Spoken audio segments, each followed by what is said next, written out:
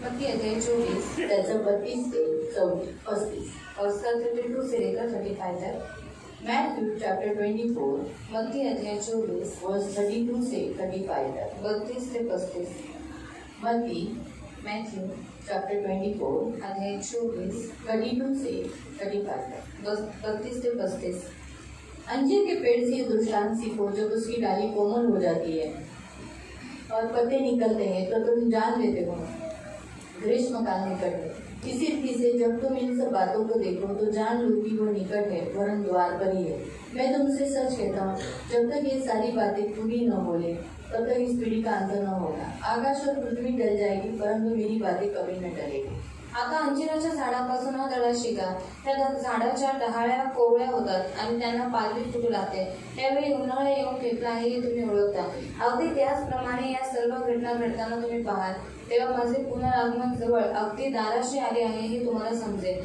मी तुम्हाला सत्य सांगतो की या गोष्टी घडून आल्याशिवाय ही पिढी हादरणे नाहीशी होणार नाही। आकाश व पृथ्वी नाही तशी होती, परंतु माझी वचने कधीही नाही तशी होणारच नाही। आपण डोळे बंद करू। हम आंखों को बंद करेंगे। तानाऱ्या गोड पवित्र सेनाधीश पिता प्रभू येशू ख्रिस्ताच्या गोड आणि सर्व सामर्थ्य नावाने तुझ्या नगराच्या सिंहासनाच्या समोर येतो। तानाऱ्या गोड पवित्र पिता वचन लक्षपूर्वक ऐकण्यासाठी सहायता कर। जे आम्ही वचन ऐकतो तसंच आम्हाला पालन करण्यासाठी मदत कर। लक्षपूर्वक ऐकून पालन करणारी तुझी लेकरं आज्ञाकारी होण्यासाठी सहायता कर। आमच्या मनाचा ताबा तुझ्या हातात देते। आमच्या कानाला प्रभू तुझ्या नावानेच शेकते, म्हणजे आम्ही लक्षपूर्वक ऐका। येशूच्या नावाने आमेन।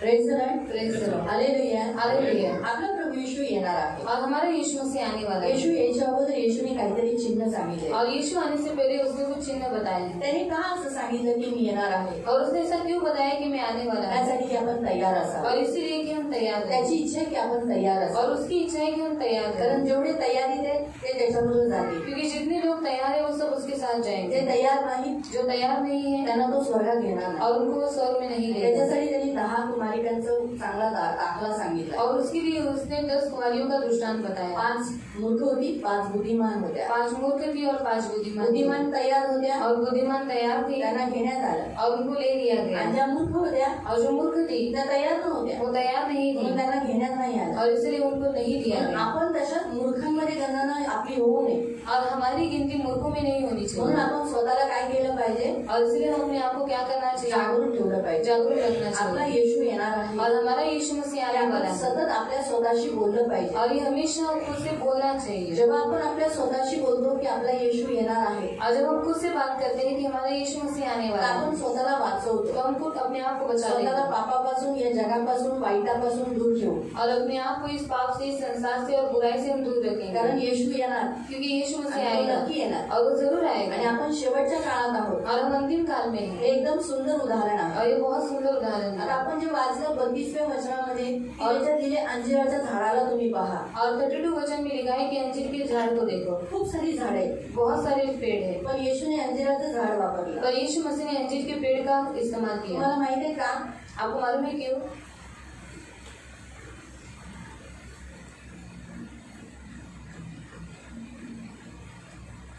सगळ्या झाडांना पावसाळा चालू येण्याच्या आधी पाणी फुटते आणि याला उन्हाळा चालू होण्याच्या आधी पाणी फुटते। आणि हे सायंटिफिक रिझन झालं। आत्मिक रिझन सांगा।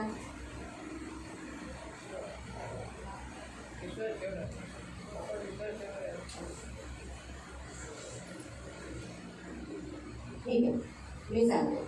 बायबलमध्ये एक झाड जीवनाचं झाड सांगण्यात आलंय। और बाइबल में एक जो पेड़ है वो जीवन का पेड़ बोला गया है। दुसरं झाड सांगितलंय चांगल्या आणि वाईटाचं ज्ञान देणारं झाड। और दूसरा वृक्ष है भले और बुराई का ज्ञान देने का वृक्ष, बरोबर आहे, जे अदनच्या वाटिकेत होतं। और जो एदन की वाटिका में था, दोन्ही झाडं बाजूबाजूला होती। और दोनों भी पेड़ बाजू बाजू में थे। तो जेव्हा जेव्हा जीवनाच्या वृक्षाची झाडांची फळं खायचा आदम आणि हव्वा, तेव्हा तेव्हा ते जगायचे। और जब जब आदम और हवा जीवन के वृक्ष का फल खाते थे तब तक वो लोग जीते थे। देवाने त्यांना सांगितलेलं की जे मध्यभागी तुला जे झाड दिसतंय ना, भल्या आणि बुऱ्याचं ज्ञान देणारं, त्याचं तू फळ खाऊ नको। और परमेश्वर ने उनको बताया था कि बीचों बीच जो भले और बुरे का ज्ञान देने वाला जो फल है उसे तुम मत खाना। आणि काय झालं, त्यांनी ते फळ खाल्लं. और क्या हुआ, उन दोनों ने उस फल को खाया. जसं फळ खाल्लं तसं त्यांना कळालं की ते नग्न आहे. और जैसे उन्होंने फल खाया वैसे उनको मालूम पड़ा कि वो नग्न है. त्यांनी तिसऱ्या झाडाचा वापर केला और उन्होंने तीसरे झाड़ का इस्तेमाल आणि तो किया. आहे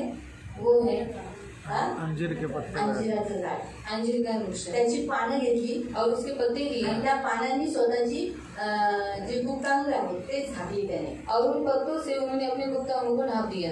त्याच्यामुळे अंजिराचं झाड खूप गरजेचं झाड. और इसीलिए अंजीर का जो वृक्ष है बहुत इम्पोर्टेंट वृक्ष है. अंजिराच्या झाडाला देवाने श्राप दिला. और अंजीर के वृक्ष को परमेश्वर ने श्राप दिया. जर तुम्ही लूक अध्यायामध्ये वाचला किंवा मती अध्यायामध्ये वाचला तर त्याने अंजिराच्या झाडाला अगदी बहरलेलं, अगदी पानं बिनं सोपडी होती, पण त्याला फळ नव्हतं. और लूक अध्याय में अगर आपने पढ़ा तो वहाँ पर दिया गया है कि अंजीर का पेड़ था पर बहुत हरा भरा था पर उसमें फल नहीं था. आणि येशू जेव्हा ते फळ खायला गेला और यीशु मसीह जब उसका फल खाने के लिए गए त्यावेळेला तिथे फळ न भेटल्यामुळे अंजिराच्या झाडाला त्याने श्राप दिला. और वहाँ पर उनको फल न मिलने के कारण उन्होंने उस पेड़ को श्राप दिया. आणि ते तत्क्षणी सुकलं. और वो उसी क्षण सूख गया. आठवलं? तर अंजिराचं झाड ही एक उपमा आहे इस्रायलला. और अंजीर का पेड़ ये उपमा है इसराइल की. वाचूया आपण ते वचन. पढ़ेंगे उस वचन को. योएल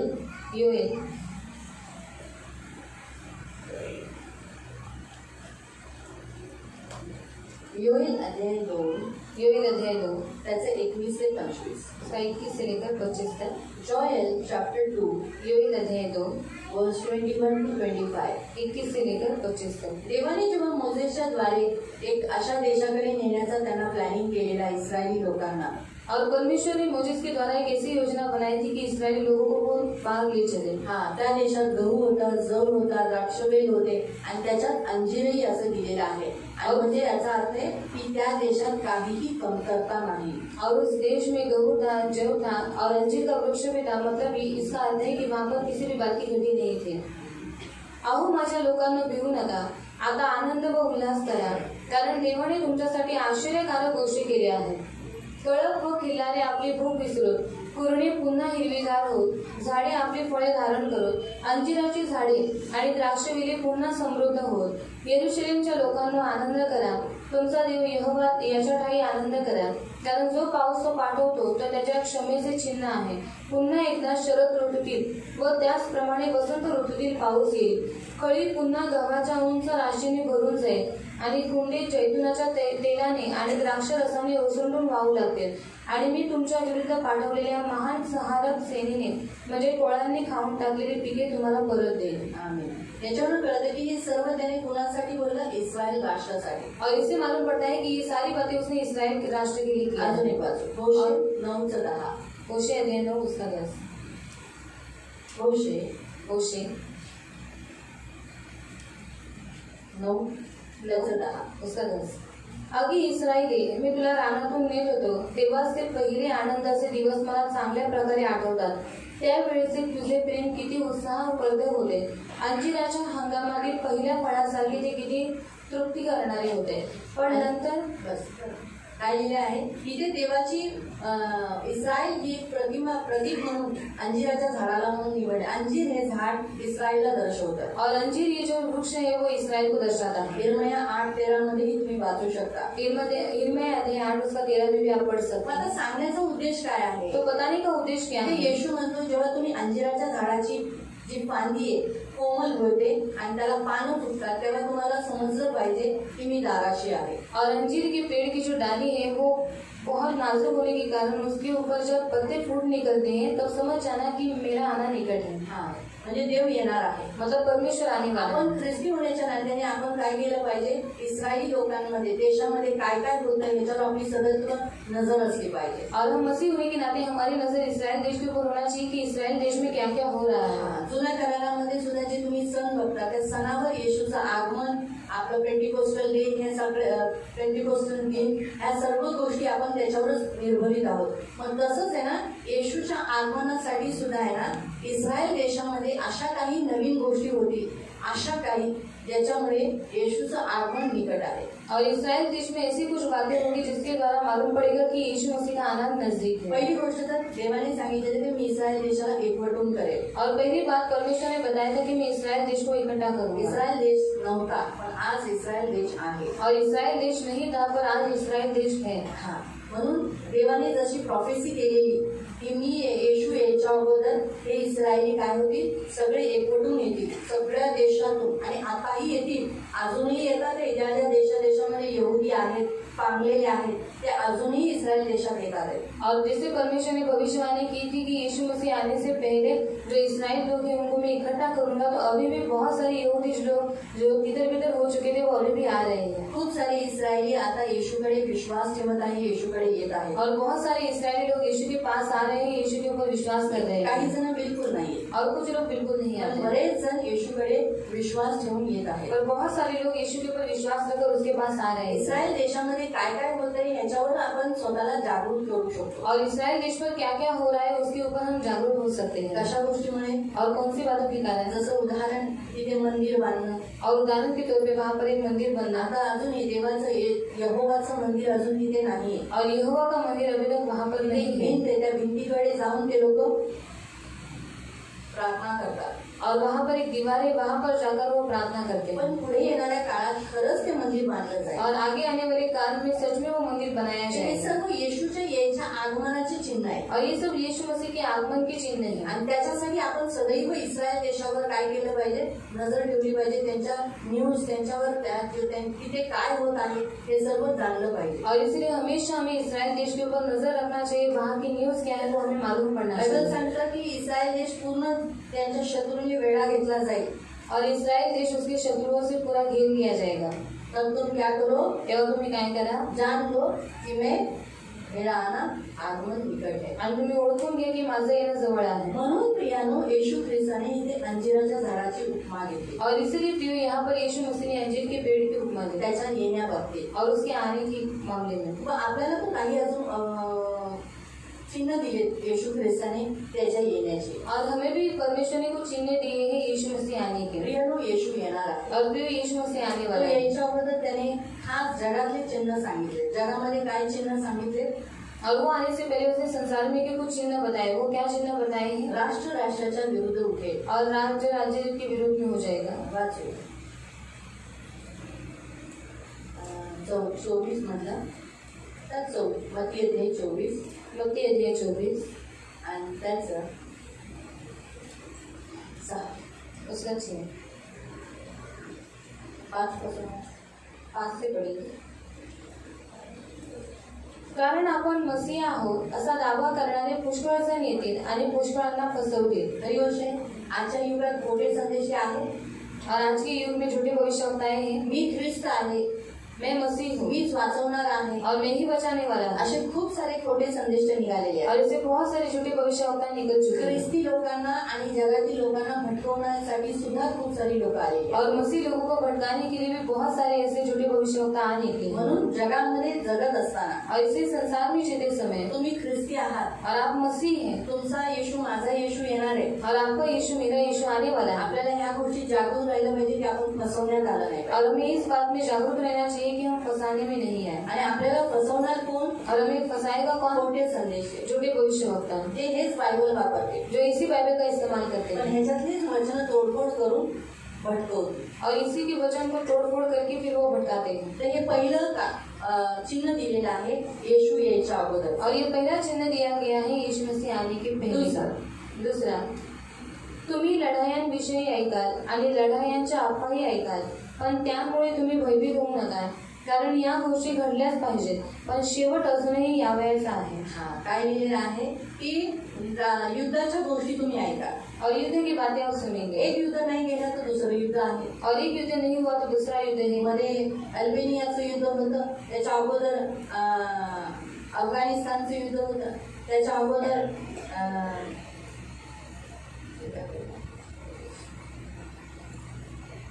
सदाम हुसेन इराकचं युद्ध होतं, आणि आता युक्रेन आणि रशिया, चायना पण उभा युद्ध आहे. ह्या सगळ्या चर्चा आपण गेल्या काही वर्षापासून ऐकतच आहोत. और ये सारी बातें हम बहुत महीनों से हम लोग बहुत सालों से हम लोग सुन रहे हैं. पण देव काय म्हणाला, हे मी यायच्या अगोदरची चिन्ह आहे. और ये परमेश्वर ने कहा ये मैं आने से पहले ये मेरे चिन्ह हैं. त्याच्या पुढे लिहिले भूकंप होते, और उसके आगे लिखा है कि भूकंप होगा, महामारी होते, महामारी होगी, अकाल पडेल, और अकाल होगा, दुष्काळ होते, और अकाल होगा. है ना. आणि आजची लोकांमध्ये आपण पाहतो जगामध्ये कुठे कुठे भूकंप होत आहे, कुठे कुठे दुष्काळ पडत आहे.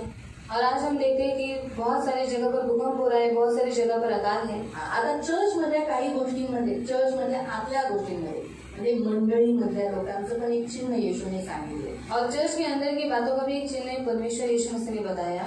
11 आणि 12. 11 आणि 12. पुष्कळ खोटे भविष्यवादी उदयास येतील आणि पुष्कळांना भोगवतील. शेवटचा काळ असल्यामुळे मंडळांमध्ये काय होईल, मंडळांमध्ये असं होईल की खोटे संदेश ते येतील आणि ते ख्रिस्ती लोकांना भटकवतील. ते काय करतील, ख्रिस्ती लोकांना भटकवतील आणि काय करतील, पाप सर्वत्र धुमाकूळ घालील म्हणून पुष्कळांची प्रीती थंडावेल. खूप सारे ख्रिस्ती थंड होते और बहुत सारे मसीह लोग ठंडे पड़ जाएंगे. त्यांना आवडणार नाही चर्चमध्ये यायला. और उनको अच्छा नहीं लगेगा चर्च में आने के काय लिए. आता बघा 2 वर्षाच्या लॉकडाऊनमुळे बरेच जण चर्चमध्ये येणं थंडावले. और 2 साल की लॉकडाउन में बहुत सारे लोग चर्च में नहीं आते हैं. बायबल आपल्याला सांगतं, बाइबल हमें बताती है. पौलाने खूप छान रीतीने मंडळींच्या आतमध्ये होणाऱ्या गोष्टी सांगितल्या की येशू यायच्या अगोदर मंडळांमध्ये काय होईल. और पौलुस ने बहुत सुंदर रीति से बताया है कि यीशु मसीह आने से पहले कलीसिया के अंदर क्या होगा.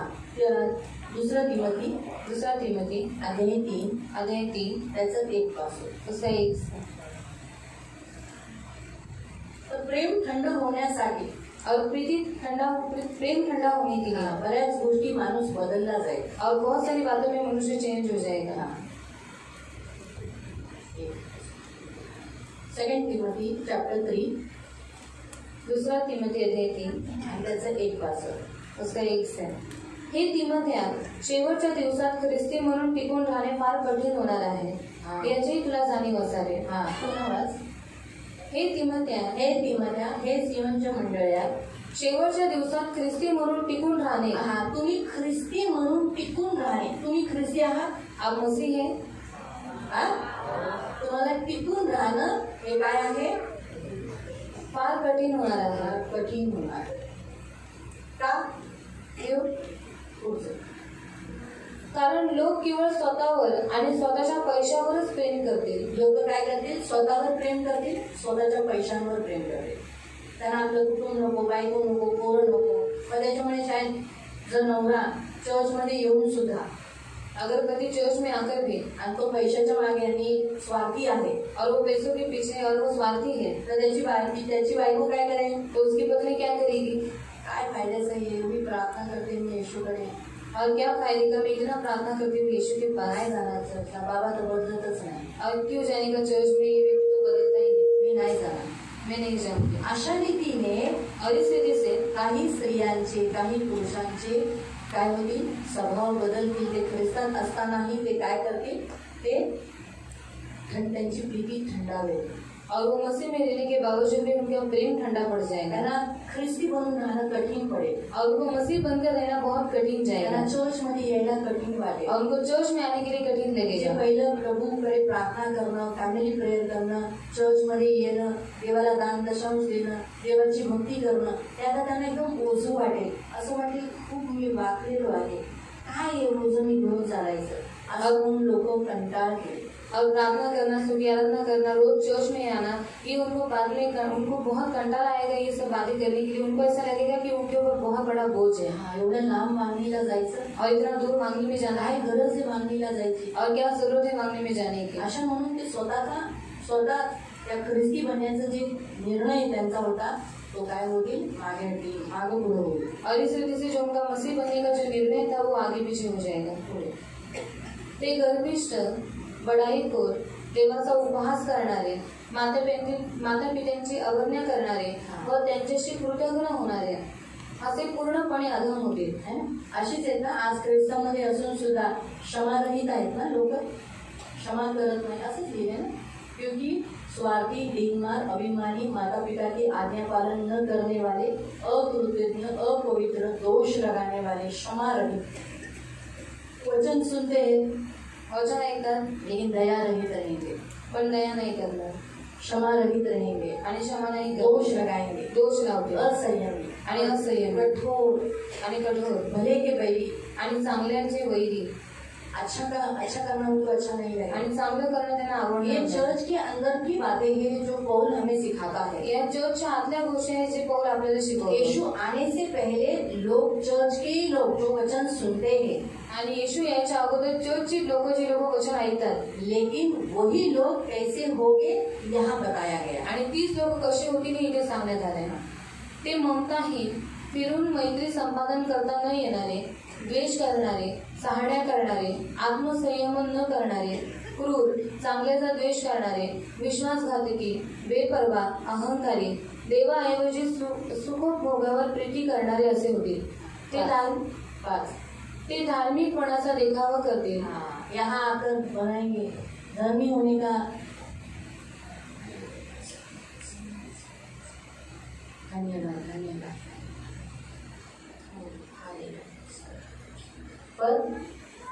परंतु त्यांच्या आचरणात धर्माची सत्यता व्यक्त होणार नाही. लेकिन आचरण में वो क्या है, भक्ति नहीं है, ऐसा यहाँ लिखा है। वो उसकी शक्ति को नहीं मानेंगे, बोलेंगे हालेलुया यीशु बहुत अच्छा है, बहुत अच्छा है, प्रभु को पकड़े लो, लेकिन उसकी शक्ति को नहीं मानेंगे। आणि ते बोलतील की हालेलुया देवाची स्तुती असो, तुम्ही देवाला पकडून राहा, पण ते देव स्वतः देवाच्या शक्तीला मानणार नाही. मुंह से तो बोलेंगे हालेलुया आणि मुखाने तर म्हणतील हालेलुया, कार्य अलग रहेंगे, पण त्यांचे कार्य वेगळे असतील. चर्च के अंदर की बातें हैं आणि चर्चच्या आतल्या गोष्टी आहेत जो पौलुस ने अंतिम दिन में लोगों को कहा गया था कि यीशु आने का आगमन के पहले चर्च में जो विश्वासी है, ख्रिस्ती है, मसीह है, वो भी चेंज हो जाएंगे. आणि पौलाने पहिलेच सांगितलेले की येशू ख्रिस्त यायच्या अगोदर जे विश्वासी लोक आहेत, जे ख्रिस्ती आहेत, त्या लोकांची अशी चिन्ह असतील. ते अशा प्रकारचे लोक असतील की ते हळूच घरांमध्ये शिरकाव करतील व पापाने भारावलेल्या सर्व प्रकारच्या दुष्ट वासनाने दोलायमान होणाऱ्या दुबळी इच्छाशक्ती असलेल्या व सदा शिकत असूनही ज्यांना सत्य कधीही उमगले नाही अशा स्त्रियांना वश करतील व त्यांच्यावर ताबा मिळवतील.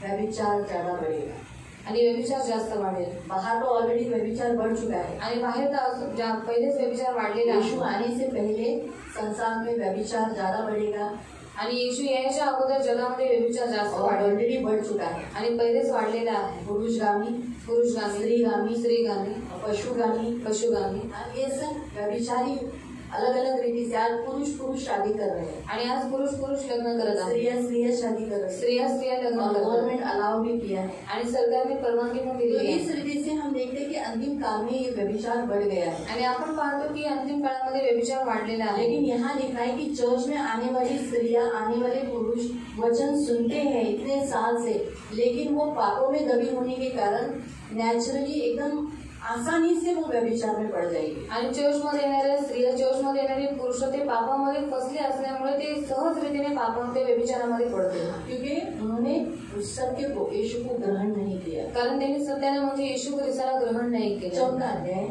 अध्याय उसका 3रा वचन, त्याचं 3रं वचन. आवश्यक असेल तेव्हा तुझ्या लोकांचे दोष दाखवून त्यांची काम उघडणी कर, चांगले ते करण्यासाठी त्यांना उत्तेजन दे आणि सतत त्यांना देवाच्या वचनाचे अन्न धीराने भरवत राहा, कारण अशी वेळ येत आहे ऐसा समय आएगा की लोक सत्य ऐकणार नाही, लोग सच नहीं सुनेंगे, उनको वचन अच्छा नहीं लगेगा. क्या अच्छा नहीं लगेगा? परमेश्वर का वचन अच्छा नहीं लगेगा. 3-3 घंटा आप इधर बैठते हो, वैसा बैठना अच्छा नहीं लगेगा. क्या ना ये जब देखो तब दीदी ऐसे बताती, पास्टर ऐसे बताते, क्या जाने का चर्च में वही बातें बताते रहते.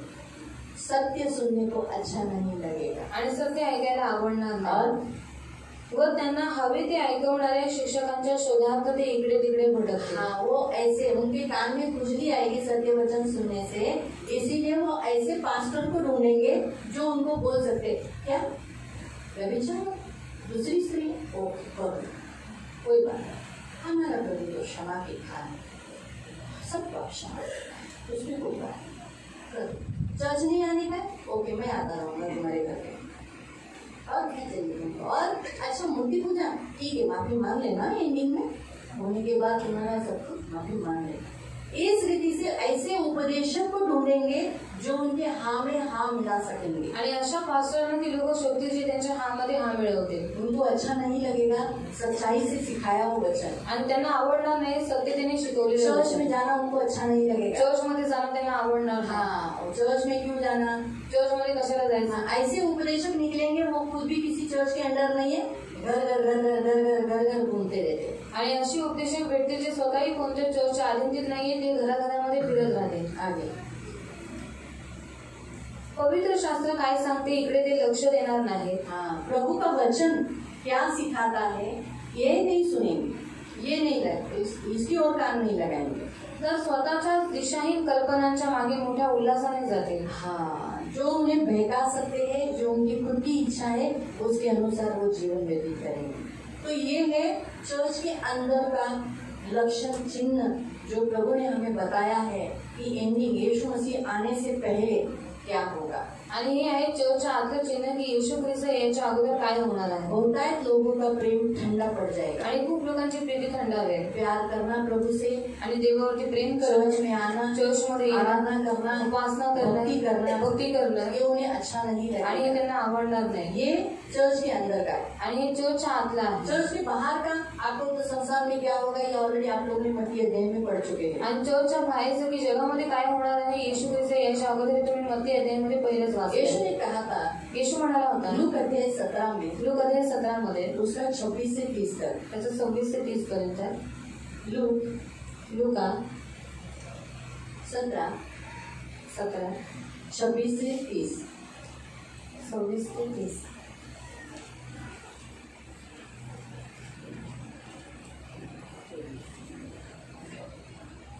नोहाच्या काळात जी परिस्थिती होती तीच परिस्थिती में मानव पुत्र पुन्हा येईल त्या काळातही होईल. हाँ, नोहा के काल में जो परिस्थिति थी वही परिस्थिति यीशु के आगमन के समय पर भी होगी। तो अभी नोहा के काल में कौन सी परिस्थिति थी? आणि नोहाच्या काळात कोणती परिस्थिती होती? बहुत पाप बढ़ गया था, व्यभिचार था, एक दूसरे को बलि चढ़ाते थे वो लोग। निकालेंगे यहाँ पर आप कुछ रख दो, फिर हम वापस उस वचन में आएंगे। आप निकालो जेनेसिस चैप्टर 6 1 to 5। उत्पत्ती अध्याय 6 1 ते 5. जेनेसिस उत्पत्ती चैप्टर 6 अध्याय 6 उसका 1 से लेकर 5 तक। त्याचे 1 ते 5. पृथ्वीवर मानवांची संख्या खूप वाढली. हाँ, एक पहला पॉइंट, नोहा के काल में इंसान बढ़ गए थे, पढ़ा वैसे ही पढ़ा। आज इंसान बहुत है ना, यही परिस्थिति है मनुष्य के पुत्र के काल में। दूसरा, आणि त्यांना कन्या झाल्या तेव्हा देवाला जे ओळखीत त्यांनी देवाला न ओळखणाऱ्यांच्या कन्या पाहिल्या आणि त्या सुंदर आहेत असे त्यांना आढळले आणि आपल्या आवडीप्रमाणे ज्या त्यांनी आपल्याला त्यांनी विवाह केले. हाँ, तो दूसरा पॉइंट हम देखते हैं, उन्हें जो अच्छा लगा उसके साथ उन्होंने विवाह किया। यानी आज इस संसार में भी जिन्हें जो अच्छा लगेगा, जिसको जो पसंद आएगा उससे लोग विवाह करते हैं। जैसे उदाहरण के तौर पर उन्होंने स्वर्गदूतों ने पृथ्वी की लड़कियों से शादी की थी आणि स्वर्गदूतांनी पृथ्वीच्या स्त्रियांशी लग्न केलं और होतं. आज भी ऐसा ही हो रहा है। जिसको जो चाहिए उसे भी, जैसे पुरुष शादी करते हैं आणि पुरुष विवाह करतात. तो सोचने वाली बात है, कभी हो सकता है कैसा, आणि विचार करण्याची गोष्ट आहे, कधी असं होऊ शकतं स्त्री शादी करते हैं, स्त्री विवाह करतात पशु के साथ शादी करते हैं, आणि पशूंबरोबर विवाह हाँ, करतात मगरमच्छ से भी विवाह है। आणि मगरमच्छ बरोबर पण विवाह केलाय. क्या है ना, मतलब इंसान सोचो कितना नीचे गिर गया है कि वो किसके भी साथ विवाह करेंगे। आणि माणूस बघा किती खाली पडलेला आहे की तो कोणाबरोबरही विवाह नोहा करतो. के काल में वही हाल हुआ था कि व्यभिचार बढ़ गया था आणि नोहाच्या काळात तोच त्रास झाला होता की व्यभिचार वाढला और होता व्यभिचार के कारण बहुत बुराई बढ़ गई थी। यानी बुराई यानी एकदम गंदा पाप पृथ्वी पर हो चुका था। आणि व्यभिचारामुळे खूप घाण पाप पृथ्वीवरती झाला और होता. आज यीशु मसीह के आने से पहले भी यही हाल है। आणि आज येशू ख्रिस्त याच्या अगोदर पण हीच हालत आहे. आज भी व्यभिचार ज्यादा है, आणि आजही व्यभिचार जास्त आहे मनुष्य बढ़ गए हैं आणि माणसं वाढले, और व्यभिचार बढ़ गया है। व्यभिचार वाढलाय. जिसको जिससे शादी करना है उससे वो शादी कर लेता है। ज्याला ज्याच्याबरोबर लग्न करायचंय त्याच्याबरोबर तो लग्न आज करतो. वो देखता भी नहीं कि बाबा ये मैं मसीह हूँ, मुझे मसीह है क्या, ये नहीं सोचता मुझे इससे अच्छा इसके साथ, ये इससे भी मुझे ये अच्छा लगा इसके साथ, इस रीति से। तो वहाँ उस काल में जो था वही अभी के काल में है आणि त्या काळात जे होतं तेच आताच्या काळात आहे. तेव्हा देव म्हणाला, माझा आत्मा नेहमीच मानवाच्या विरोधी होणार नाही, कारण मानव देही आणि वाचन तुम्हाला. तथापि मी त्याला 120 वर्षाचा काळ देईन. हाँ, प्रभु ने आयु कम किया. पहले कितना था 1000, आणि पहिले किती होतं 1000 है ना. 1000 से कितना हुआ, 1000वरनं किती झालं 120. 120. 120 से 70-80. आणि 120 वरनं 70 आज 80. मनुष्य के पुत्र के आगमन से पहले आज मनुष्य का आयु कितना है. आणि आज मानव पुत्र यायच्या अगोदरच्या काळामध्ये आज आयुष्य किती आहे. बाप के समान. आणि वाफेसारखं. किसके समान, कशासारखं, वाफेसारखं. आणि वाफेसारखं. लिहिलेलं वाफेसारखं. याकोबाच्या पत्रात वाचू शकतो. और याकूब की बदले में पढ़ सकते हैं वाफ से. वाफ किती वेळ आहे, म्हणजे नोहा के काल में इंसान का आयु कम किया. आणि नोहाच्या काळामध्ये माणसांचं आयुष्य कमी और केलं. अभी भी मनुष्य के पुत्र के काल आने का काल है, इसलिए हर इंसान का आयु कम किया है, कभी भी जा सकता है. आणि आता मानव पुत्र यायचा काळ आहे, म्हणून या काळामध्ये कधीही कोणी जाऊ शकतं. कुछ गारंटी नहीं. अचानक कुछ अभी अगर कोई लाट आ गई किसी महामारी की, गए इंसान घड़ा चलेगी. आणि आता कोणती महामारीची लाट आली तर माणसं ऐसा नहीं लाएगा. घराघरात हम जातात. प्रेयर कर रहे हैं कि प्रभु कोई महामारी नहीं लाए. ऑलरेडी कोरोना ने 2 साल अंदर करके सारे मसीहों को बहुत सारे मसीहों को ठंडा किया. आणि आम्ही प्रार्थना करतो की कोणतीही महामारी अशी येऊ नये, कारण या 2 वर्षाच्या लॉकडाऊन मध्ये या महामारीमध्ये खूप ख्रिस्ती लोक थंड पडले. हाँ, तो इसीलिए मतलब कहने का उद्देश्य ये है कि नोहा के काल में जो इंसान 1000 साल जीता था, आयु कम हो गई, वैसे ही यीशु के आगमन के समय पर भी आज इंसान की आयु कम की गई. आणि नोहाच्या काळामध्ये जसं माणसांचं आयुष्य जे हजारो कधी कमी करण्यात आलं होतं, मग तसंच आज मानव पुत्र यायच्या अगोदर आज माणसांचं आयुष्य कमी करण्यात आले. आगे त्या काळी भूतलावर महाकाय होते. पुढे देवपुत्र मानव कन्यांशी गेले, तेव्हा त्यांना पुत्र झाले.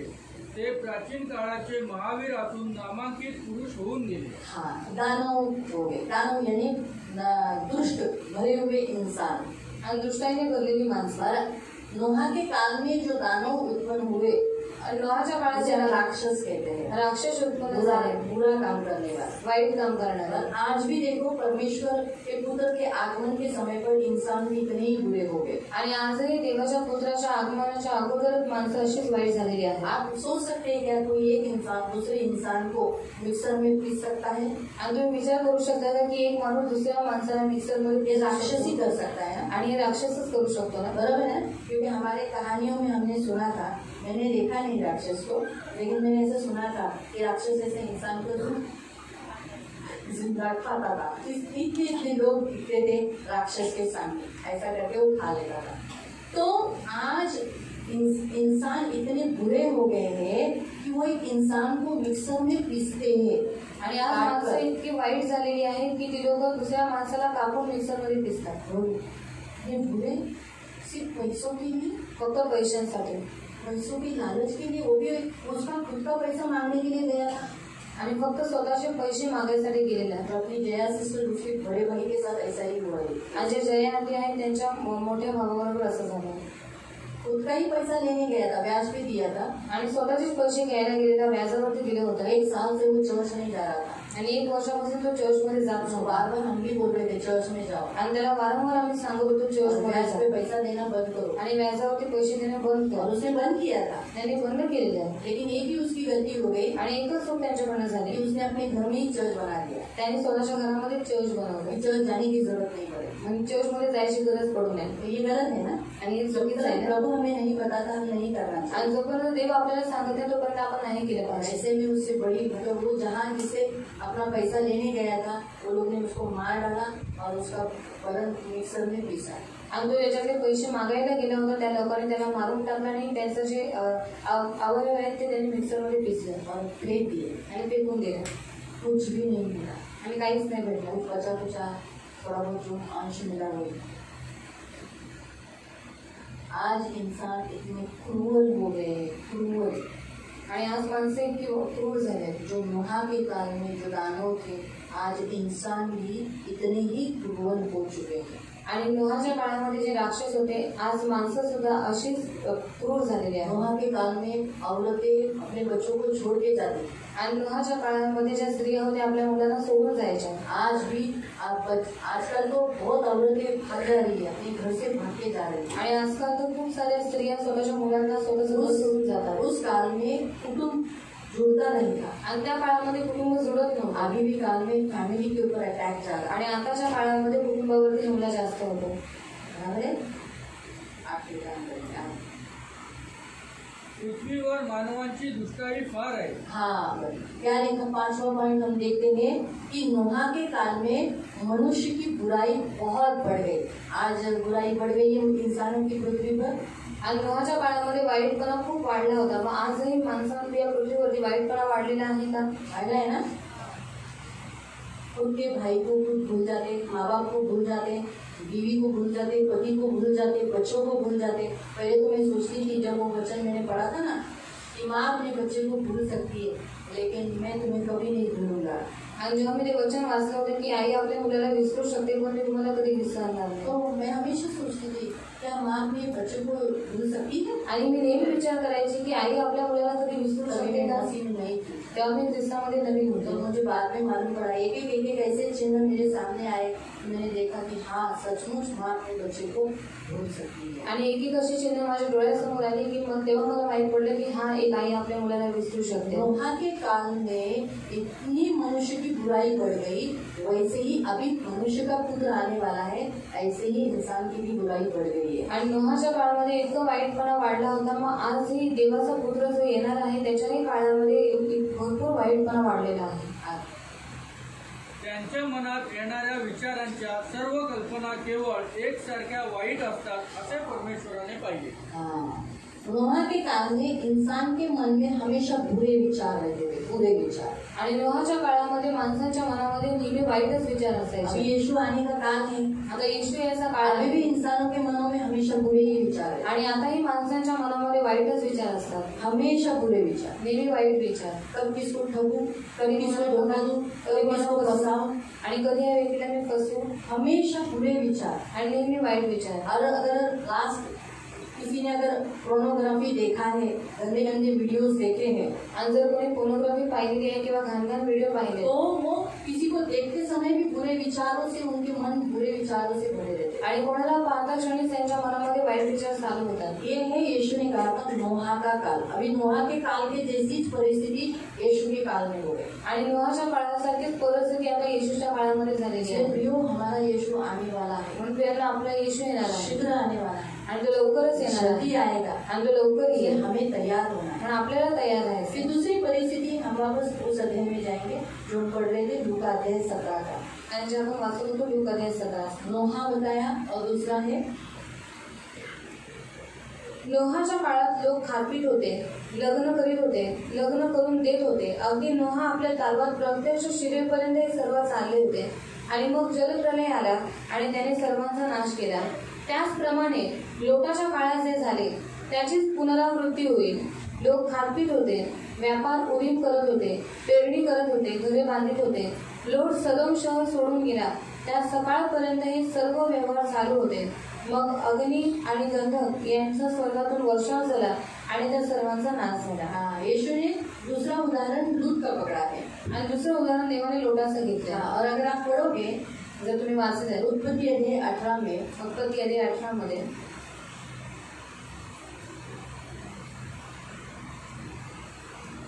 और उसका 20 त्याचे 20 पासून. म्हणून देवाने अब्राहमाला सांगितले, सदोम आणि गमोरा येथील लोक कमालीचे वाईट आचरण करणारे असून कमालीचे वाईट आचरण. लूत के समय पर इंसान इतने बुरे आचरण कर रहे जो कभी एक इंसान परमेश्वर ने सोचा भी नहीं था. इतने बुरे आचरण कर रहे. आप खुद सोचो कैसा बुरा आचरण. मैं आपको बताती हूँ कि जब वो दो स्वर्गदूत वहाँ पर गए लूत के पास गए आणि जेव्हा ते दोन स्वर्गदूत लोटाजवळ गेले और लूत को बोले, लूत के घर में थे उस समय। आणि त्यावेळेस ती स्वर्गदूत लोटाच्या घरामध्ये होते गांव के लोग लूत को कह रहे कि वो 2 आदमियों को बाहर निकाल, आणि त्या गावातली लोक लोटाला म्हणतात की त्या दोन माणसांना तो बाहेर काढ हमें उससे संभोग करना है। आणि आम्हाला त्यांच्याबरोबर संभोग करायचा आहे. लूत कहता है, लोट म्हणतो मेरी 2 बेटियां हैं, माझ्या 2 मुली आहेत मैं उन्हें तुम्हारे सामने देता हूँ, आणि मी त्यांना तुमच्या समोर देतो तुम उन्हें संभोग करो, आणि तुम्ही त्यांच्याशी संभोग करा. लेकिन इन 2 पुरुषों को कुछ मत करो। पण या 2 पुरुषांना तुम्ही काही करू नका. लेकिन उन्होंने क्या कहा? पण ते काय म्हणाले, नहीं नहीं, नाही नाही, हमें वही चाहिए। आणि आम्हाला तेच पाहिजे. इतनी बुराई आणि इतका वाईटपणा, और आज भी वही। आणि आजही तेच आहे. परमेश्वर के पुत्र के आने के समय से पहले आज पुरुषगामी बहुत हो गए, होमोसेक्सुअल जिसे कहते हैं। आणि देवाच्या पुत्राच्या यायच्या अगोदरच पुरुषगामी खूप वाढलेला आहे. मनुष्य की बुराई बहुत बढ़ गई आणि माणसाचा वाईटपणा खूप वाढला. ते सर्व दृष्टाईचेच असते असे माझ्या कानी आले आहे. त्या गोष्टी खऱ्या आहेत की नाही हे पाहण्यासाठी मी खाली तिकडे चाललो आहे. तो हम यहाँ देखते हैं कि प्रभु यीशु मसीह ने उसके आगमन से पहले आणि येशू ख्रिस्त त्याच्या आगमनाच्या अगोदर इन 2 पुरुषों का नाम लिया आणि 2 पुरुषांचं नाव देण्यात उनके आलं काल के समय पर। आणि त्यांच्या काळाच्या वेळेला. और आज हम जो पढ़े अंजीर के पेड़ से, आणि आज आपण वाचलं अंजिराचं यानी वृक्ष इस्राएल, म्हणजे इस्रायल. तो हमें इन्हें देखकर ये देखना है कि जब जब कुछ भी नई बातें होती है हमें सोचना है कि यीशु मसीह का आगमन निकट है। आणि जेव्हा जेव्हा आपण त्या देशामध्ये काही नवीन गोष्टी पाहतो तेव्हा समजून जायचं की देवाचं आगमन जवळ आहे. वो द्वार पर ही है, प्रभु का वचन कहता है। आणि तो दाराशी आहे असं देव म्हणतो. नेचुरली वो जब द्वार पर होगा तो हम सब उठाए जाएंगे, आणि जेव्हा तो दारावरती असेल तेव्हा आपण उसरले जाऊ तुरही फूकी जाएगी, आणि नरसिंग फुकण्यात येईल. पवित्र आत्मा से भरे हुए लोग पवित्र आत्मा उठाए जाने के समय पर चले जाएंगे। आणि पवित्र आत्म्याने भरलेली लोक पवित्र आत्म्यावरून उचलले जातील. 7 साल ट्रिब्युलेशन यानी महाभयंकर काल रहेगा, आणि 7 वर्ष महाभयंकर काळ असेल. एंटी क्राइस्ट का काल, आणि ख्रिस्त विरोधीचा काळ. और फिर उसके बाद आएगा प्रभु यीशु बादलों पर निरारूढ़ होकर वो हमें लेने के लिए। हम तो चले जाएंगे, लेकिन जो बाकी के रह गए हैं, सोचो उदाहरण में ही रह गई, सोचो तो मुझे लेने के लिए मेरे जैसे से कितने लोग होंगे उनको लेने के लिए वो आएगा, लेकिन 7 साल तकलीफ मुझे उठाना पड़ेगा। आणि त्या काळामध्ये जेवढी लोक जी उरलेली असतील त्यांना घेऊन येण्यासाठी येशू ख्रिस्त मेघारूढ होऊन गेले. अगर मैं नहीं मिली उनको, गवर्नमेंट को नहीं मिली तो बच गई, आणि जरी सरकारला नाही भेटले तर मी वाचले. अगर मैं पकड़ी गई जरी पकडली गेली मेरे हाल लोग बहुत बुरा करेंगे, माझी हालत खूप वाईट करते. वो मारेंगे, खूप मारतील, पिटेंगे, फिर के 6 नंबर लोग बोलेंगे, 666 नंबर यीशु की भक्ति मत करो बोलेंगे, येशूची भक्ती करू नको असं नहीं नाही बोला बोला. तो फिर गर्दन काट। आणि जरी नाही मानलं तर मग मान कापलं. इस तरीके से हम देखते हैं तो यीशु आने वाला है।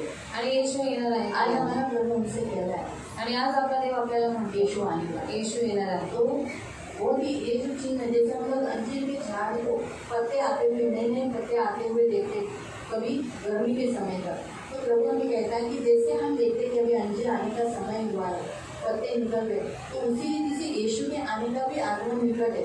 तो संसार में जो चिन्ह हो रहे उन चिन्हों को देखकर अपने आप को तैयार करो यीशु के लिए। आणि जसं अंजिराच्या झाडाला आपण पाहिल्याच्या नंतर ते उन्हाळा येऊन यायच्या अगोदर ते काय करतात, त्यांना नवीन पानं फुटतात. पण तसंच तुम्ही येशू ख्रिस्त यायच्या अगोदर जे चिन्ह आहे त्याच्यावर तुम्ही समजून जा की येशूचं येणं जवळ आहे. हमारा प्रभु आने वाला है, आपला देव येणार आहे. अपने आप को तैयार रखो आणि स्वतःला तयार ठेवा. प्रार्थना में, प्रार्थनेमध्ये, आराधना में, सूर्योपासनेमध्ये, वचन में, वचनामध्ये चर्च के अंदर रहकर आणि चर्चच्या आधीतील प्रभु राहू से प्रार्थना करते हैं। देव आपली प्रार्थना करू. आज हमें गए कुछ सालों से, हम बहुत सालों से चर्च में आ रहे हैं, प्रार्थना कर रहे हैं, लेकिन उसका प्रतिफल हमें मिलेगा। आणि गेल्या किती वर्षापासून आपण मंडळीमध्ये येत आहोत, आपण प्रार्थना करत आहोत, तो प्रियानं त्याचं प्रतिफल देव आपल्याला देईल. अगर हमने इसे छोड़ दिया है, जर आपण हे करणं सोडून दिलं नरक भयंकर नरक की बाट होना है, आणि भयानक नरकाची वाट जहाँ होणार की आग बुझती नहीं, आणि जिथली आग दिसत जहाँ नाही के कीड़े मरते नहीं, आणि जिथले किडे मरत बहुत नाही. भयानक स्थान है। आणि खूप भयानक स्थान आहे. तो उस भयानक स्थान में हम न जाने के लिए आज हमें इस पृथ्वी पर अपने आप को यीशु मसीह में तैयार करना है। आणि त्या भयानक स्थानामध्ये आपण जाऊ नये म्हणून येशू ख्रिस्त यायच्या अगोदर आपण स्वतःला इथे तयार केलं पाहिजे. इसलिए प्रिपेयर हो जाओ, म्हणून तयार व्हा, तैयार हो जाओ। तयार व्हा. इस संसार में अपने आप को मसीह में जुड़े रखो, आणि या जगामध्ये ख्रिस्ताशी तुम्ही जोडून राहा. बने रहो मसीह के। ख्रिस्ताचे बनून राहा. जब तक डाली झाड़ से पेड़ से जुड़ी रहती है तब वो फल लाती है। आणि जोपर्यंत फांदी झाडाची झुडून असते तोपर्यंत ती फळ आणते, उसको कीमत रहता है। तिला किंमत असते. लेकिन जब वो टूट जाती है पण जर समजा ती तुटते उसको फल तो आएगा ही नहीं। आणि तिला फळ तर येणारच नाही. लोग लेकर आग में झोंक देते हैं। आणि तिला लोक घेतात आणि आगीमध्ये जाळून टाकतात. हमें वैसा नहीं होना। आणि आपल्याला तसं नाही हमें व्हायचं. यीशु के आगमन से पहले अपने आप को तैयार करना, आणि आपल्याला येशूच्या आगमनाच्या अगोदर स्वतःला तयार अपने करायचं, आप को प्रिपेयर करना। स्वतःला तयार करा. तो अपने पापों को डेली अपने पापों के लिए कन्फेशन करो। आणि रोज आपल्या पापांना तुम्ही कबूल करा. रोज बोलो प्रभु, अगर नहीं भी किया होगा पाप तो भी बोलो प्रभु मैंने पाप किया, मुझे माफ करो। आणि जर पाप केलंही नसेल तरी सुद्धा म्हणा की प्रभू मी पाप केली, मला क्षमा करा. इतने बुरे नहीं कि हम डेली पाप करते हैं, आणि इतके आपण वाईट नाही की आपण रोज पाप करू, रोज करते हैं, रोज लेकिन करू. हम फिर भी इंसान है, क्या मालूम हमारे बोली से सोचने से हुआ हो, इसलिए हम डेली होना प्रभु मुझे शुद्ध कर, मैं पापी हूँ मुझे माफ कर। आणि रोज आपल्या बोलण्याच्या द्वारे मनातल्या विचारांच्या द्वारे आपण कधी ना कधी पाप करतो, म्हणून आपण देवाला बोलायचे की देवा मी पापी आहे, मला क्षमा कर. संसार से मिले जुले मत रहो, आणि जगाशी मिळून जुळून राहू प्रभु नका. का समय प्रभु को दो, देवाचा वेळ देवाला द्या. प्रभु को दिल से प्यार करो, आणि देवाला हृदयाने प्रेम करा, बहुत प्यार करो, खूप प्रेम करा. प्रभु से जुड़े रहो। आणि देवाशी जोडून राहा. जब तुम्हारे कानों में आवाज आएगी, आणि जेव्हा तुमच्या कानामध्ये आवाज येईल, तुरही का आवाज आएगा, आणि तुरहीचा आवाज तो येईल, तुम्हारा आत्मा नाश नहीं होगा। तेव्हा तुमचा आत्मा नाश होणार नाही. क्षण में आप ऊपर उठा लीजिए, आणि क्षणामध्ये तुम्ही वरती उचलले क्षण क्षणामध्ये. वो हमारा उद्धार का दिन होगा। आणि तो आपल्या कारणाचा दिवस हम उद्धार असेल. पाएंगे, आणि आता आपण कारण प्राप्त केलेलं नहीं आहे, ऐसा नहीं, लेकिन अभी तक मिला नहीं होगा। पण अजून कारण भेटलं हम नाही. जब वहाँ जाएंगे तब उद्धार होगा। आणि जेव्हा आपण तिकडे जाऊ तेव्हा आपलं कारण मेरे मिळेल. हाथ में अमेरिका की टिकट है, ऐसा बोलता है मेरे पास अमेरिका की टिकट है, ऐसा बोलता मैं यहीं पर हूँ भारत देश में, तो मैं अमेरिका में नहीं पहुँचना। आणि जर माझ्या हातामध्ये अमेरिकेचे तिकीट आहे आणि जर मी असं बोलून फक्त भारत देशामध्येच आहे तर मी तिकडे जाऊ नाही शकत. जब मैं वहाँ पहुँचूंगी आणि जेव्हा मी तिकडे पोहोचेन तब मैं बोलूंगी हाँ बाबा मैं अमेरिका में हूँ। आणि तेव्हा मी बोलू शकते की हा मी अमेरिकेमध्ये आहे. ये सारे देशों में जाने से बेटर है स्वर्ग देश जाना, आणि या सर्व देशांमध्ये जाण्यापेक्षाही उत्तम आहे स्वर्ग देशामध्ये और जाणं. उसका वीजा हमको दिया है, आणि त्याचा विजा आपल्याला देण्यात आला हमारे आहे. पास टिकट है, आणि आपल्या जवळ तिकीट आहे, बस जाना है वहाँ। आणि फक्त तिकडे आपल्याला जायचं आहे. इसलिए वहाँ जाने के लिए तैयार है। म्हणून तिकडे जाण्यासाठी तयार इसलिए झाले. रोज की जिंदगी में जीते समय भूलो मत कि मेरा यीशु आने वाला है। आणि रोजच्या जीवनामध्ये जगत असताना विसरू नका की माझा येशू येणार अगर आहे. हमारे रोज की जिंदगी में चलने वाली बातों में हम भूल जाते हैं कि यीशु आने वाला है, आणि रोजच्या जीवनात चाललेल्या गोष्टींमुळे आपण विसरून जातो की आपला येशू येणार आहे. सच है, अरे हम भूल जाते हैं ना, आपण विसरून यीशु जातो आने वाला है, की येशू येणार हम आहे. यीशु के सामने जाने वाले हैं, आणि आपण येशू समोर जाणार हम यीशु आहोत. के सामने खड़े रहने वाले हैं। आणि येशू समोर आपण उभे राहणार ये आहोत. बातें हम भूल जाते हैं आणि या गोष्टी आपण विसरून जातो. और फिर हम हमारे जो पृथ्वी के कामों में मन लगा लेते हैं। आणि मग आपण आपल्या पृथ्वीच्या कामांवरती मन लावतो. कभी कभी उसे कुछ बातों को पाने के लिए हम कभी कभी बुरा व्यवहार भी कर लेते हैं, आणि काही काही गोष्टी प्राप्त करण्यासाठी आपण कधी कधी वाईट पण करतो. तो ऐसा नहीं करो, आणि प्रेम असं करू नका. तैयार हो जाओ। तयार व्हा. जो ड्यूटी प्रभु ने आपको दी है, जो काम आपको प्रभु ने दिया है, पुरुष होने के नाते अपना पुरुषार्थ करो। आणि जे काम तुम्हाला देवाने दिलेलं आहे पुरुष होण्याच्या नाते तर तुम्ही पुरुषार्थ करत राहा. हाँ, बाइबल हमें बताती है हर व्यक्ति पुरुषार्थ में रहना चाहिए। आणि बायबल सांगते की प्रत्येक पुरुषाने पुरुषार्थ केला पाहिजे. हाँ, यानी एक पुरुष के जैसे रहो, म्हणजे पुरुषासारखं राहा. यानी एक पुरुष को क्या काम दिया है, आणि पुरुषाला काय काम दिलंय? एक उसे काम करना है, त्याला काम करायचंय. काम करने के बाद अपनी पत्नी अपने बच्चों को संभालना है, काम केल्याच्या नंतर आपली पत्नी आपल्या मुलांना सांभाळायचंय. ये उसका ड्यूटी है। आणि त्याची ड्युटी आहे.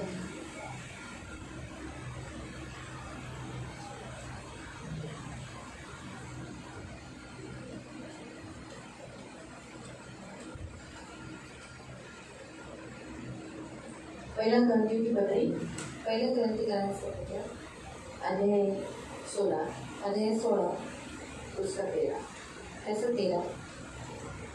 जागते रहो, विश्वास में स्थिर रहो, पुरुषार्थ करो और बलवंत हो जाओ। जो कुछ करते हो प्रेम से करो। आध्यात्मिक जीवनातल्या धोक्याबाबत डोळ्यात तेल घालून जगा. हाँ, आपके आत्मिक जीवन में कहीं आप चोरी न हो जाए, इस संसार में भटके नहीं, इसलिए आँख में तेल डालकर जागते रहो, कहीं आपका चोरी तो नहीं हो रहा है, आप नाश में तो नहीं जा रहे।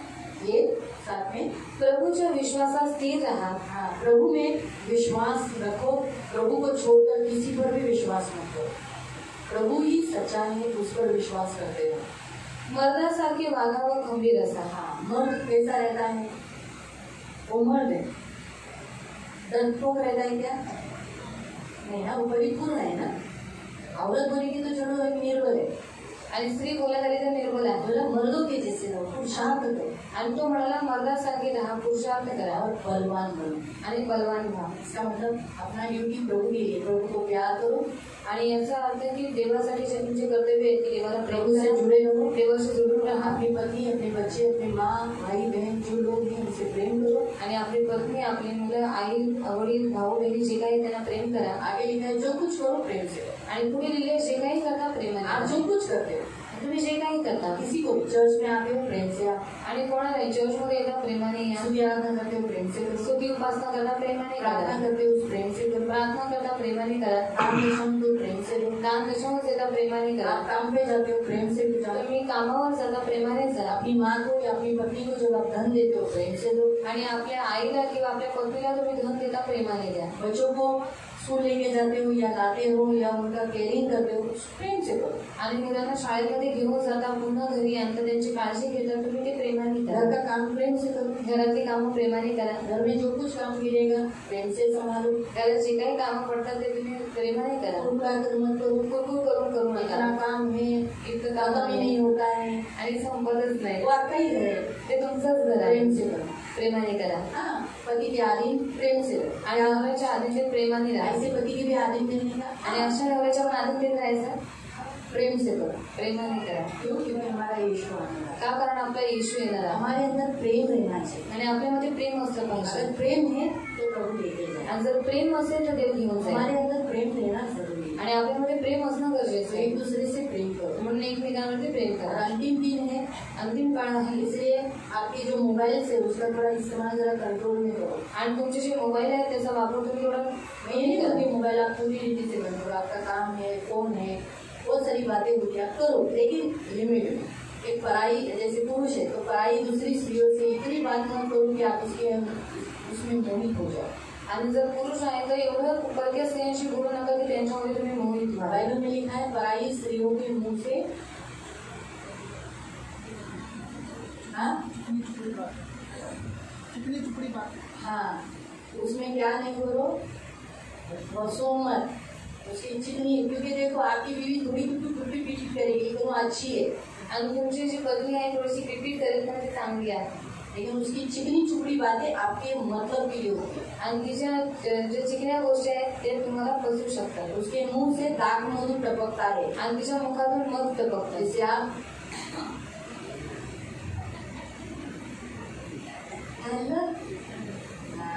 इसलिए भी कहते हो. म्हणून खूप काळजीपूर्वक राहा. वैसे आपको भी तसंच तुम्हाला सुद्धा. पराई स्त्रियों पुरुषों से दाग मधु टपकता है. आणि परक्या पुरुषांच्या मुखातून मध तो टपकतात. आपसे बहुत मीठे मीठे आपको लगे किती चांगला माणूस आहे ना हा, गोड गोड बोलतो. और कितना अच्छा मनुष्य है, बहुत मीठा मीठा बात माझा करता नवरा है. बघ और मेरा पति देखो कसा बोलतो. कैसे बात करता है. परंतु तुमचा नवरा ऍटलीस्ट तो चांगला आहे पर वो आपका पति है एटलीस्ट वो अच्छा है. हे मी लक्षात हे घ्या. हमेशा याद रखो. जागृत रहो. जागृत और राहा. प्रभु के लिए तैयार हो. आणि देवासाठी तयार राहा. शायद आज भी आएगा, शायद आजही येईल, कभी भी आ सकता कधीही येऊ शकतो. हम कभी भी जा सकते. आपण कधीही जाऊ ये शकतो. मन में फिट हो. आणि हे मनामध्ये फिट ठेवा. भूलो मत म्हणून विसरू नका हम यीशु के पास जाने वाले की हैं आपण येशू जवळ जाणार और आहोत हमारा यीशु आने वाला आणि आपलं येशू येणार आहे. है. क्या तुम तैयार हो? तुम्ही तयार आहात? यीशु मसीह आएगा, बादलों पर आएगा, क्या तुम तैयार हो? वो जल्दी आने वाला है, आएगा, क्या तुम तैयार हो? यीशु मसीह जल्दी आने वाला है. आणि येशू तुमचं लवकर येणार ऐसे आहे. अपना आत्मा खो मत दो. म्हणून स्वतःचा आत्मा तुम्ही गमवू नका. जैसे हो प्रभु को धन्यवाद देते मसीह में जियो. आणि जसे आहात देवाला धन्यवाद द्या आणि ख्रिस्तामध्ये जगा. बार बार अपने आप को जागरूक करो. आणि वारंवार स्वतःला जागृत ठेवा. प्रार्थना करो. आपण प्रार्थना करू. पवित्र करुणामय प्रेमी पिता प्रभु यीशु के नाम से प्रभु हम आपके सामने आते आए हुए तेरे सभी बच्चों को आपके हाथों में देते.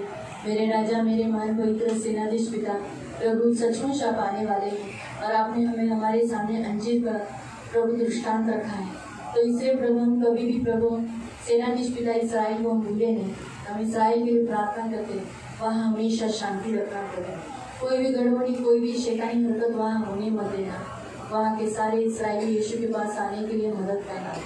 वो ठुकराए गए इसलिए हम स्वीकार किए गए. तो प्रभु अगर वो स्वीकार किए गए तो हमें और भी आशीष मिलेगी ना. तो प्रभु ये मेरी खास विनती है, इसराइल देश को आशीषित करना, उसकी रक्षा करना प्रभु, दया रखना, ये मेरी प्रार्थना है। और आप जल्दी आओ, कलीसिया कहती है आप आओ प्रभु। यीशु मसीह हम आपसे विनती करते हैं, आओ प्रभु, जल्दी आओ। धन्यवाद देते पिता। हम ये नहीं कहेंगे आप मत आओ क्योंकि आपको अच्छा नहीं लगेगा, क्योंकि ऐसे भी हमें तो जल्दी आपके पास आना या फिर आप हमारे पास आना वो ज़्यादा ही अच्छा है। इसलिए प्रभु पवित्र पिता, हम विनती करते हैं अपने पुत्र को जल्दी भेजो, उसके पहले हम सबको तैयार करो। अभी भी हम बहुत सारी भागों में बने नहीं हैं, बनाओ, हमें रिपेयर करो, तैयार करो, विश्वास में दृढ़ करो और हम सब में प्रभु पवित्र पिता विश्वास रखो। हमारे प्रेम कभी ठंडा पड़ने मत देना, कभी भी प्रभु प्रेम ठंडा पड़ने मत देना। ये मेरी विनती, मेरी प्रार्थना, हम सबको प्रेम से भर दे, प्रेम से भर दे प्रभु, प्रेम से भर दे, ये हमारी प्रार्थना। धन्यवाद देते आए हुए तेरे सभी बच्चों को आशीषित करना, धन मान सम्मान से दीर्घायु से तृप्त रखना, सदा आनंदित रहने के लिए सहायता करना, इनके मनोरथों को पूरा करना, इनके मन में ये बात हमेशा फिट रहने के लिए यीशु आने वाला है, यीशु आने वाला है, ये बात को पकड़ कर रहने के लिए सहायता करना। ये मेरी विनती, मेरी प्रार्थना है, आशीष देना पड़ेगा। इनके मन में, इनके घर में शांति घोषित करना, आपका दास होने के नाते मैं इन्हें शांति घोषित करना, आपके पंख में सुरक्षा करना, धन मान सम्मान से दीर्घायु से तृप्त करना। धन्यवाद देते प्रभु यीशु के नाम से, आमीन। सबको प्रेज करो।